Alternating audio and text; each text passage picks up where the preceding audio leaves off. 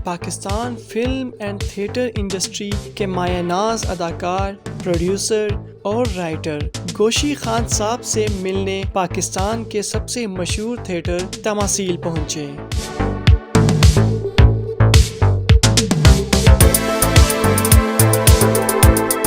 आपने जो अपना ये स्टार्ट किया लाइफ का, ठीक है, एक्टिंग, ये आपने शुरुआत कहाँ से की? मैंने, जैसे कि सबको पता है, मैं चिल्ड्रन थिएटर से इस फील्ड में आया हूँ। पाकिस्तान में दो ही चिल्ड्रन थिएटर होते थे, एक अज़ीज़ असरी साहब का और एक जमील बिस्मिल साहब का। मैं अज़ीज़ असरी साहब के चिल्ड्रन थिएटर का स्टूडेंट था। मैंने वहीं से अपनी जो फ़नी सफ़र है उसका आगाज़ किया और करते करते करते फिर एक टाइम ये आया कि मुझे कमर्शियल थिएटर के लिए कास्ट किया गया। तो मैंने पहला कमर्शियल थिएटर अलबेला साहब के साथ किया था और मिर्ज़ा रशीद अख्तर साहब उसके राइटर डायरेक्टर थे और ड्रामे का नाम था वन वे टिकट। अच्छा, आज हम तमासील थिएटर में मौजूद हैं, तो यहाँ पे आपका एक नया ड्रामा स्टार्ट होने, उसका बारे में थोड़ा बताइए, कौन सा ड्रामा है वो और किस तरह से आपने उसको तैयार किया? ये जो खेल है ये है प्यार हुआ फटाफट।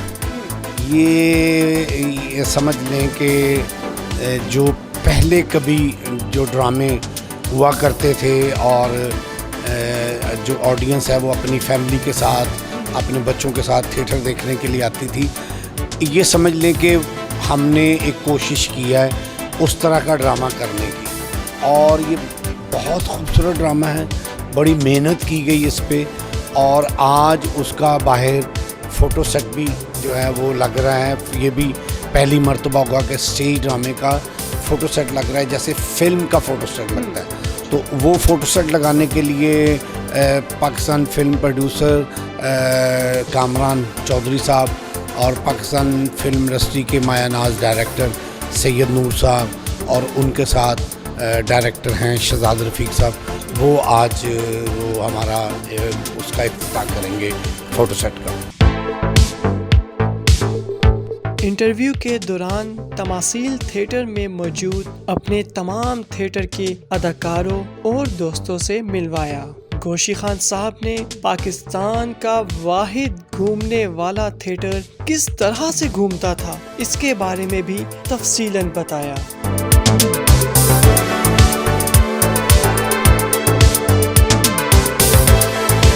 गोशी खान साहब से पूछेंगे कि क्या इसकी वजह है। अच्छा खान साहब, मुझे बताइए कि ये थिएटर वो था जो कि घूमता भी था इसका सेट, मगर अब क्या वजह है कि इसके घूमने वाला जो सिस्टम था वो ख़त्म कर दिया गया? अच्छा, घूमने वाला सिस्टम ख़त्म नहीं हुआ, वो है। अच्छा। लेकिन बात ये है कि इसको यूज़ करना, कैसे यूज़ करना है, इसके लिए भी कोई जहन चाहिए। तो वो जहन नहीं है, इस वजह से ये घूम नहीं रहा। अदरवाइज़ ये वर्किंग है, अभी भी ये वर्क करता है।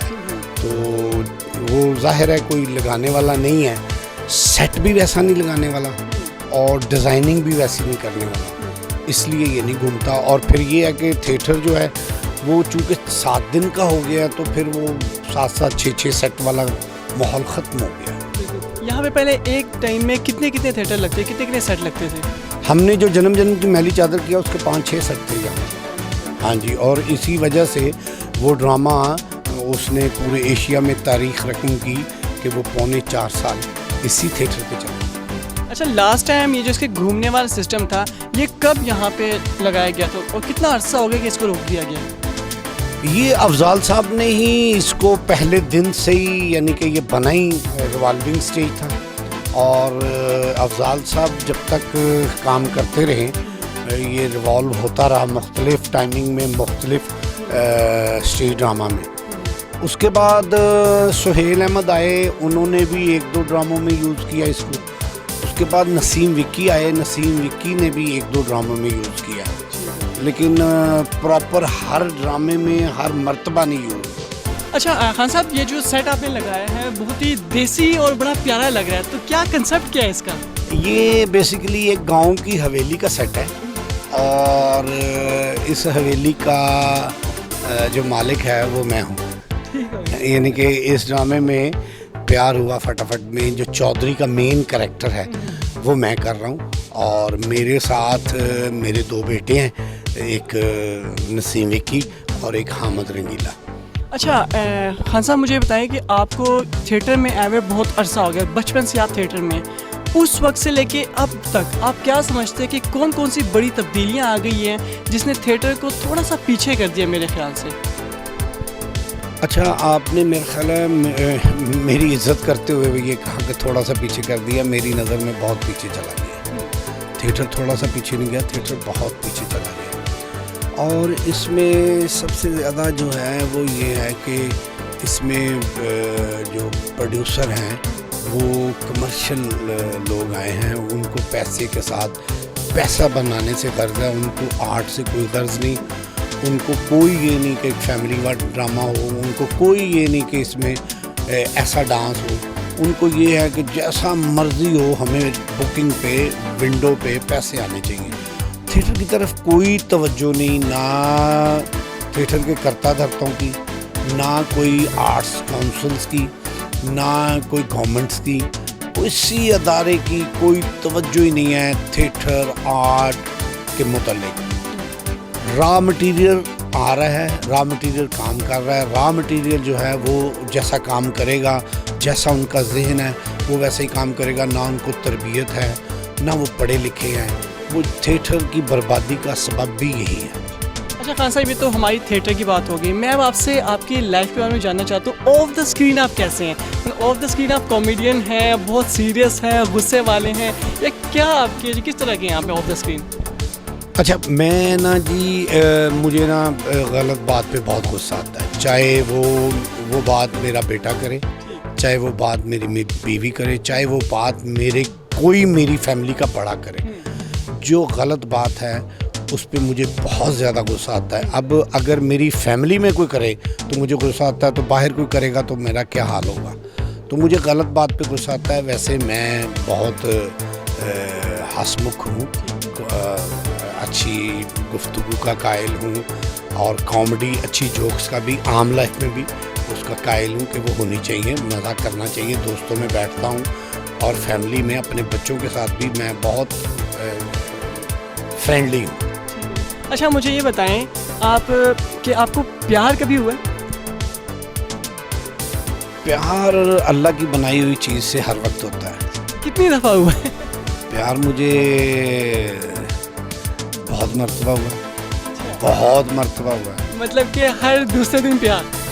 नहीं, मुझे मीन्स कि मैं अगर कोई अपना ड्रामा कर रहा हूँ और मेरे ड्रामे का एक ऐसा रोल जिसका मैं सोचता हूँ कि ये ऐसा होना चाहिए, वो चाहे मेल हो चाहे फीमेल हो, अगर वो वैसा करता तो मुझे उस पर प्यार आता है।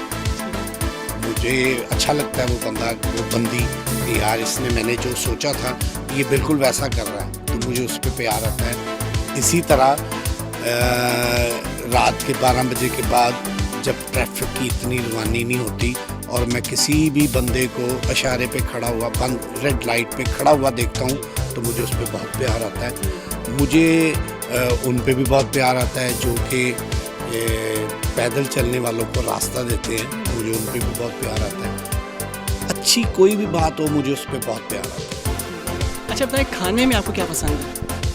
खाने में मैं ना बेसिकली इतना गोश्त खोर नहीं हूँ, लेकिन ये है कि मैं शौक़ से अगर कभी मेरी छुट्टी हो तो मैं घर में करेले गोश्त खुद बनाता हूँ, वो मुझे बड़े पसंद है। फलिया कीमा मुझे बहुत पसंद है।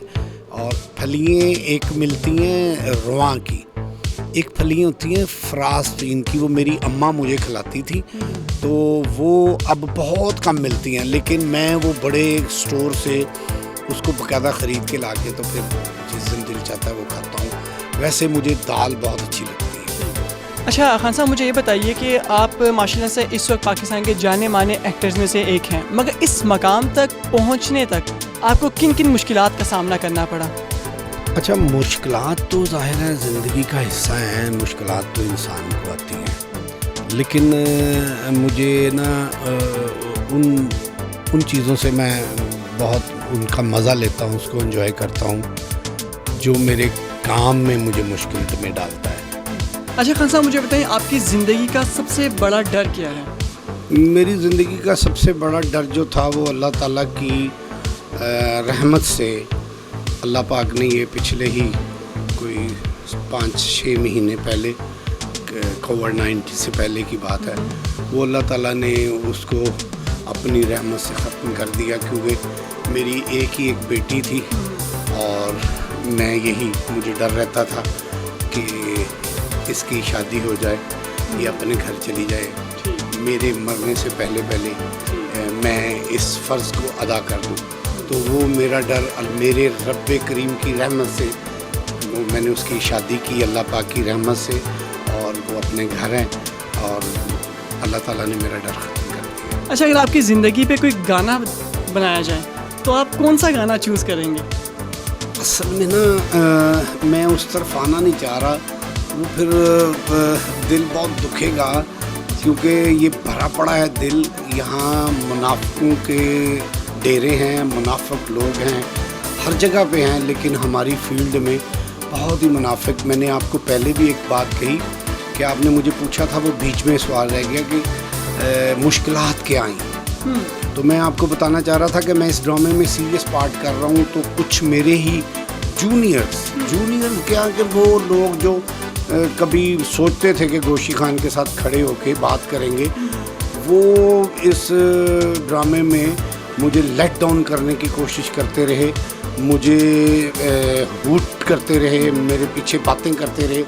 लेकिन अल्लाह पाक की रहमत से और मेरा डायरेक्टर जो है नसीम विक्की, उसकी काविश से मैं इस जो है एक पुरस्कार जो मेरे ये ड्रामे का, उसको अल्लाह की रहमत से बड़े अच्छे तरीके से मैंने क्रॉस किया, और मुझे बहुत मज़ा आता है जब मेरे साथ कोई ऐसा करता है। अच्छा।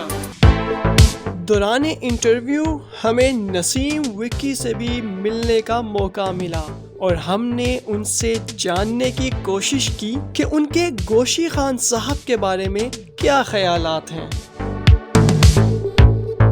गोशी खान साहब जी हमारे पाकिस्तान के वो आर्टिस्ट हैं जिनको आप कोई भी कैरेक्टर दें, कोई भी ऐसा सीन दें और उसके बाद आप भूल जाएं कि वो उसकी परफेक्शन में कोई कसर छोड़ेंगे, उसके गेटअप में कोई कसर छोड़ेंगे, उसकी बॉडी लैंग्वेज में, उसके मैनरिज्म में, उसकी मतलब एक्सप्रेशन में, मतलब एक कंप्लीट एक्टर अल्लाह ताला ने बना के उनको भेजा है। तो इंसान तो वो बहुत अच्छे हैं माशाल्लाह। मेरा उनके साथ ताल्लुक़ जो है तकरीबन कोई 26-27 साल का है हमारा जो ताल्लुक़ है। 26-27 साल से मैंने उनके साथ काम ही नहीं किया, उनसे सीखा बहुत कुछ है। अच्छा, गोशी खान साहब की कोई ऐसी वियर्ड चीज़ आप कहते हो खान साहब तुझसे फिर है करता? नहीं, ऐसा उनके अंदर कुछ नहीं है। असल में जो गोशी खान साहब की वैरायटी है वो यही है कि जो पिछला कैरेक्टर किया होता ना, उसकी झलक अगले कैरेक्टर में नहीं आती। आप उनको एक दिन बाद 2 दिन बाद कैरेक्टर चेंज दें, आपको लगेगा ये 2 अलग अलग आदमी हैं। दौरान गुफ्तगू गोशी खान साहब से उनकी फैमिली और बेगम से झगड़े के बारे में भी बहुत ही मज़ाहकुन गुफ्तगू हुई। अच्छा, आपकी फैमिली ने कभी आपसे गिला किया कि आप हर वक्त बस शूटिंग में बिजी रहते हैं, हमें टाइम नहीं देते? आपके बच्चों ने, आपकी वाइफ ने, कभी किसने गिला किए? बच्चे तो बच्चे हैं और बच्चे गैर सियासी होते हैं, और मिसेस जो हैं, मिसेस कोई भी हो, चाहे वो अदाकार की हो, चाहे किसी ब्यूरोक्रेट की हो, चाहे सियासतदान की हो, किसी की हो, उसकी ज़ुबान पे गिला रहता है, वो करती है, उसको तो छोड़ ही दें। बाकी बच्चे जो हैं वो मेरे से बहुत हैप्पी हैं, और मेरा अल्लाह उनकी हर ख्वाहिश पूरी कर देता है, तो मैं उनको देख के खुश होता हूँ और वो मुझे काम में मसरूफ़ देख के खुश होते हैं। अच्छा, बेगम जो नाराज़ हो जाती है तो उनको मनाते किस तरह से? तर ले आना। अच्छा, मेरी बेगम कहती है कि आप वो वैसे मर्द नहीं हैं, आपको अगर मैं यानी कि नाराज़ हूँ तो आपको इस चीज़ का कोई वो नहीं है कि जी मेरी बेगम नाराज़ है मैं इसे मनाऊँ, आप मेरे से ज़्यादा नाराज़ होकर एक साइड पे हो जाते हैं। मैं अगर मेरी बीवी ने मुझे शाम को घर जाते हुए रात को कुछ मूड दिखाया तो मैं उससे ज़्यादा बानो बन गया हूँ। मतलब आप कहते हैं कि मुझे मनाओ, मैंने नहीं मनाना। मैं ऐसे करता हूँ। अच्छा, ज़िंदगी का सबसे खूबसूरत और सबसे बदसूरत वाक़या? ज़िंदगी का सबसे खूबसूरत वाक़या तो मेरी बेटी जब वो अपने घर गई सबसे मेरी ज़िंदगी का सबसे खूबसूरत वाक़या तो ज़ाहिर है वही है, वो माँ वो बाप जिसने आपको दुनिया में इंट्रोड्यूस करवाया जब वो बिस्तरे मर्ग पे थे या बीमारी की हालत में थे। वो मेरे लिए बड़ा कर्व वाला पोर्शन था। अच्छा, इन द एंड हमारे यंगस्टर जो इस फील्ड में आना चाहते हैं उनके लिए कोई आपका पैगाम? सबसे पहली बात तो ये है कि जो भी मेरे भाई बच्चे दोस्त जो भी इस फील्ड में आना चाहते हैं उनके लिए ये है कि वो पढ़ लिख के आएँ, पहले पढ़े, अपने माँ बाप के जो ख्वाहिशात हैं उनका पहले सोचें, क्योंकि अगर माँ ने ये सोचा है, बाप ने ये सोचा है कि मेरा बेटा पढ़ लिख के डॉक्टर बने या मेरा बेटा पढ़ लिख के आर्मी ज्वाइन करे या वकील बने, तो मेरा ख्याल है पहला राइट तो वही है। तो अगर आप इस फील्ड में आना चाहते हैं तो आप अपने माँ बाप की बहुत इज़्ज़त करें, माँ का इतना ख्याल करें, समझ लें कि ये वाक़या ही इसमें कोई शक नहीं, माँ जो है वो दुनिया में जन्नत है। जिसने जन्नत कमानी है, जिसने जन्नत के अंदर ना खटनी है, तो माँ की इज़्ज़त करें, बस माँ को प्यार करें, बाप को प्यार करें, दुनिया में वो मट्टी को हाथ डालेगा सोना बन जाएगा। बहुत शुक्रिया आपका गोशी खान साहब, बहुत बहुत शुक्रिया। हमने अपने व्यूवर्स को कोशिश की है कि गोशी खान साहब की वो ज़िंदगी जो आपसे छुपी हुई थी, ऑन स्क्रीन तो सब इनको जानते हैं मगर ऑफ स्क्रीन क्या क्या इनके दिल पे गुजरती है, किस तरह से इस मकाम तक पहुँचे, क्या चीज़ें इनको पसंद है और क्या नापसंद है, हमने कोशिश की वो सब आप तक पहुँचाए। बहुत प्यारी प्यारी खूबसूरत बातें भी गोशी खान साहब के साथ। हमारी दुआ है कि ये जो अपने जितने थिएटर कर रहे हैं, जितने भी ड्रामे के, इन सब में कामयाब हों ये, और आने वाले यंगस्टर्स के लिए भी जो इनका पैगाम था वो बहुत ही बेहतरीन था। पढ़ लिख के आएँ, खिदमत ज़रूर करें अपने वालिदैन की। इसी के साथ इजाज़त दीजिए, हमें फिर मुलाकात होगी आपसे। अल्लाह हाफिज़।